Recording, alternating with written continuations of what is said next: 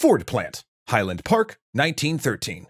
Henry Ford has just returned from a long trip to Europe, being fawned over by the press for his technical acumen and $5 workday. And on his return, a team of engineers, including his son Edsel, unveil a surprise for him. A new prototype. A lovingly updated Model T with new, sleek bodywork. Ford walks around the car, inspecting it. Then he opens the driver's side door as if to get behind the wheel. Instead, he rips it off.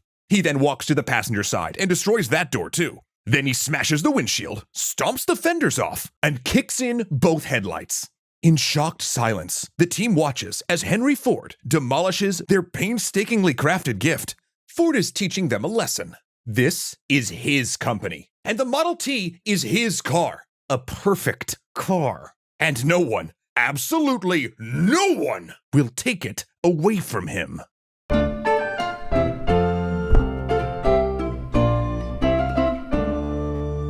This series on Henry Ford was chosen by our awesome patrons over on Patreon. And if you want to have a say in the historical topics that we actually make shows about, stay tuned until after the episode. To those that knew him, Ford had always had a dual nature. For instance, while he gave his son Edsel every advantage, he was also an overbearing, controlling father. And his famous ability to take on all comers, admired in many instances, also made him hostile, temperamental, and abusive. He also loved boyish pranks, but as he grew older, they became more mean-spirited. In fact, at his first factory, he once hooked up a battery to a urinal so it delivered an electric shock when used. Still, employees loved him for his common touch and willingness to pitch in on the factory floor. And despite the sinister undertones of Ford inspecting workers' homes, most employees, even the journalist Ida Tarbell, who you can learn more about in our Teddy the Trustbuster series, praised his social programs. After all, the $5 daily wage changed their lives. In a few years, it raised the average savings of a Ford worker from $200 to $2,000 and made it possible for their children to attend school rather than work themselves. Plus, Ford's minimum wage became the standard in American manufacturing, vaulting millions to the middle class. His techniques of mass production, at the time called Fordism, also spread, lowering the cost of manufactured goods. These policies were transformative for the American workers, perhaps even more than the Model T, and Ford was celebrated as a hero for it. But in 1914, a darker side of Ford began to emerge, because he began thinking that he was in fact the lone genius that the press treated him as. Instead of just engineering and business, he assumed he could speak knowledgeably as a master of any topic, from politics to society to war and peace. And he forgot he hadn't done everything himself. Soon, Ford began butting heads with James Couzens, who had for years successfully reined in Ford's worst qualities and channeled his best ones. But in 1913, Ford decided that Couzens would no longer restrain his genius. He publicly contradicted and undermined Couzens in meetings, went around his back, and at one point, when Couzens asked him to sign receipts for borrowing company property, Ford instead burned them. But the break came as a result of World War I. Throughout his life, Ford was an avowed peace activist. He believed war to be wasteful and unproductive. It broke down rather than built up. The war in Europe, he said, was nothing to do with America or the average man. Was he right? Well, kinda, but he also called American soldiers lazy and insane, would later say the Lusitania's civilian victims, quote, had been warned, and blamed the war on a shadowy cabal of, quote, bankers and financiers. So, yeah. Then in December of 1915, he chartered a ship in a highly naive scheme to send a delegation of peace activists to neutral Norway to negotiate an end to the war. This trip was a disaster, as you can imagine, and Ford abandoned the delegation the moment they made dock. Journalists also found him shockingly ill-informed on the state of current events in the war. The last straw for Couzens was Ford using company letterhead for these activities and trying to publish an anti-war editorial in the Ford Company newspaper. He resigned, later going on to become mayor of Detroit and a longtime U.S. senator. Meanwhile, the Dodge brothers, who were now building their own cars, mind you, and Ford's other investors had it with him. He was never supposed to be solely in charge of the company and had clearly shuffled money around to avoid paying investors. Yet it was his plan to divert $55 million of dividend payments to build a giant new plant on the Rouge River that finally pushed things too far. From the Dodge's standpoint, Ford's Model T price cuts, the $5 wage, and his aggressive expansion had come at the cost of the shareholders. They successfully sued him, forcing him to halt construction plans and pay out a $20 million dividend. Ford had enough of being controlled. For decades, he'd been resentful of his investors, men who, from his perspective, contributed nothing but money. so he formulated a plan to cut them out. In 1918, he retired, passing the presidency to Edsel, then loudly started talking to the press about forming a new company in competition with the old one. He would make a new car, he told reporters, half the price of the Model T and better engineered. Shareholders panicked, thinking Ford's new venture would put the Ford Motor Company out of business. So when purchasing agents approached them offering a good price for their Ford stock, every single investor sold, thinking the shares could only drop in value. But those agents were secretly buying on behalf of Henry and Edsel. And when the deal closed, the Ford Motor Company was the largest wholly family-owned company in the world, and Ford could now do whatever he wished, including cutting out almost everyone who'd helped him form the company and make the Model T in the first place.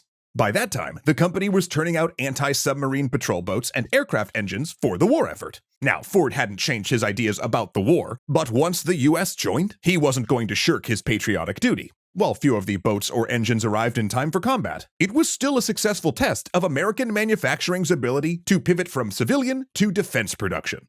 Yet the end of the war brought no relief, for in 1919, Ford experienced the worst courtroom drama of his life. See, he'd sued the Chicago Tribune for libel, after it ran an article calling him an anarchist and ignorant idealist. With the trial hanging on whether those accusations were true, Ford had to personally take the stand to refute both claims. Though it was immediately clear he was no anarchist, the cross-examination exposed how uninformed Ford was on the basic facts of American history and government. On the stand, he said the American Revolution took place in 1812 and identified Benedict Arnold as a famous writer. He denigrated the idea of studying history altogether, saying he was interested in the future, and that leaders' knowledge of the past hadn't helped prevent the Great War, so Ford won the case. A measly 6 cents in damages, but the coverage was absolutely brutal.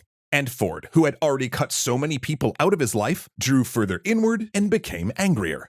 And one outlet for that anger was a personal column he had in the Dearborn Independent, a struggling local newspaper that he'd purchased. There, Ford decided his next great social crusade would be against the people he considered responsible for the start of the First World War, as well as everything else he didn't like. And now we've gotten to the part that the foreshadow has been warning us about. In May of 1912, Ford published the first article in a series called The International Jew, the World's Problem. In over 90 articles, based on ideas Ford expressed to the ghostwriter who actually penned them, the series alleged a vast and improbable conspiracy controlling every aspect of life. According to these articles, Jewish plotters were behind everything from the First World War to the rise of square dancing and jazz music. They were behind U.S. monetary policy and ruined the sport of baseball. Not only did they supposedly control Hollywood, but also bootleg liquor and the Irish Catholic political machine of Tammany Hall. And in one piece, clearly still stinging from his trial, he said they were the reason Benedict Arnold turned traitor. These articles, legitimized by Ford's signature, mind you, were incredibly dangerous, especially since every Ford dealership had to stock the Independent, giving it a national reach and eventually a circulation of 700,000. And he later published them as a 3-volume book with a slightly tweaked title, The International Jew, the World's Foremost Problem. Ford eventually withdrew the volumes and shut down the paper in 1927, after being sued for libel by a man targeted in the articles. Ford denied all knowledge of the articles, claiming someone else had written them under his name and apologized, but only after Clara threatened to divorce him, though it was already too late. The first German edition of his book had already come in 1922 and landed in the hands of a young Adolf Hitler, who saw much that he liked in Henry Ford. And as we prepare to dive further into Ford's darker aspects next week, I can't help but be reminded that we only get to talk about important and nuanced characters in history rife with controversial material like this because our wonderful patrons over on Patreon help make it all possible. Actually, they're the ones who voted for this series to get made. I'm so glad you asked. Every Extra History series subject is chosen through a 2-step process. First, lead EH writer Rob comes up with a theme, something like the Napoleonic era or anything but a war. Then, patrons get to send us a bunch of topics within that theme. We look them all over, get super impressed at the creativity y'all bring every single time, and then cut them down to a short list of final topics. And finally, we run a poll for our patrons to vote for their favorite, and bam! A patron-chosen series is greenlit, and 6 weeks of content is born. So if you'd like to join our Patreon community, not only will you be helping us create the content that you love, but you'll also have access to a ton of cool perks, like having your name in the credits. Ooh, Ooh, or having your name in the credits next to a custom bean art portrait of your face, or viewing all of our shows 24 hours early, or an invitation to our official Discord to chat it up, or exclusive 4K wallpapers and never-before-seen digital posters, or 20% off our merch store where you can and should totally snag this sweet Zoe shirt, or and a lot more. Wait, that last part got away from me, but you get where I'm going with this, right? So whether you'd like to join an awesome community, help forge the future of extra history, see your name on the little screen, or just want to make sure we can keep creating all our shows, please consider becoming a patron via the link below. We would very much appreciate it. Plus, if you do, you'll be joining the splendiferous ranks of Ahmed Ziad Turk, Angelo Valenciana, Arcalite Games, Casey Muscha, Dominic Valenciana, Izzy Coin, Joseph Blame, Guya Koi, and Skylar Holmes. Thanks for being legendary patrons, y'all.